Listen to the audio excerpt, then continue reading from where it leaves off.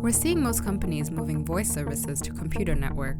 What do companies need to watch out for when moving to VOIP, Voice over Internet Protocol?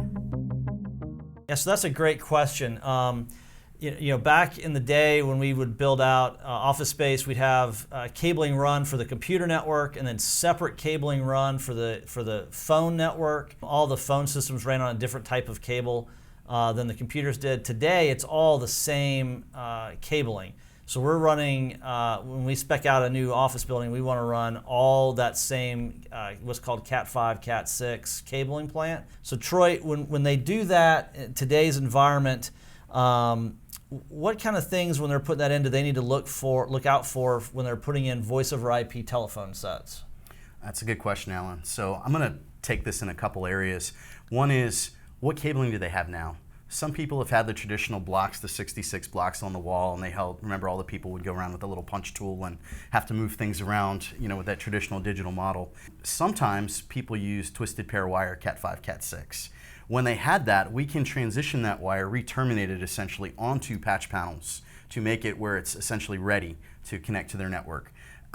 Sometimes it's Cat 3, and we don't really have that option. Some people will say, well, I'll plug into the phone and use the pass-through for the computer. So plug into the top port on the phone, have a gigabit pass-through down to run their computer.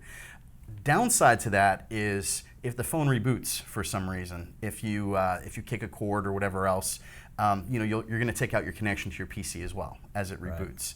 So some people will still say, I want to separate the voice and the data as far as the wire that it's running over, but either way is fine. We run both.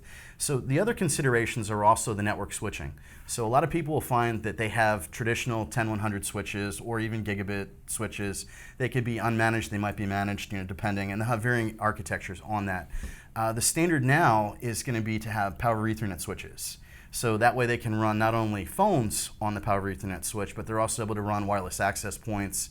They're able to run different security devices, digital cameras, that kind of thing. Yeah. Correct. So there's just one, and those devices, you just have one cable, that's the network cable going into the device, and you don't have to have a separate power going down to a little block on your surge strip, right? Exactly. Perfect. So it'll also save you money, so you won't have to get electric put in different places, especially for wireless access points, cameras, things that aren't typically going to have power readily available. You don't have to have an electrician come in and install those extra outlets above the ceiling. Correct. Perfect. And then the third thing to keep in mind is, do you have enough bandwidth? So people will look at, hey, I have multiple offices. I want them connected. I want them to be able to share resources. I want to pass calls between them.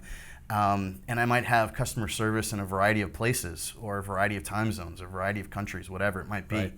And having the correct bandwidth so that you have a clean conversation. So that'll be, your SD-WAN setup that you specialize in is so critical for making sure you have quality of service on that, so that voice traffic is prioritized, and that it's able to transition to a different service if the quality starts to degrade, which is one of the other advantages of SD-WAN. Yeah, absolutely. So SD-WAN, we can control that.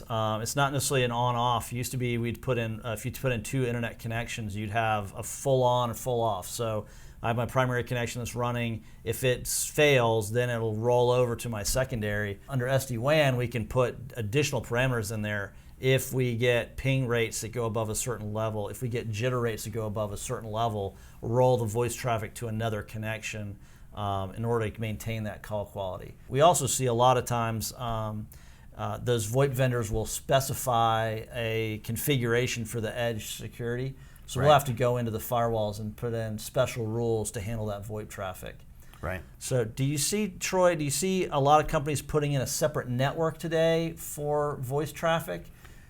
Completely separate from the PC network? It's a really good question. Some people do, and some people completely isolate them. Other companies will just run VLANs, and they'll run the voice on a particular VLAN and just keep it off of broadcasting on the accounting network and so forth. Right. It's kind of a split. It just depends on the preference that the company has, and there are strengths to each one.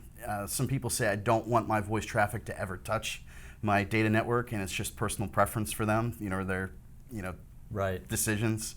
And other people say it's fine, I just need it segmented, and you can run a VLAN, and some people don't even run a VLAN, they just run it over the same network. Sure, if it's a smaller organization. Right. Perfect. So whatever is best for the client, and we always talk about what's the best thing for the client.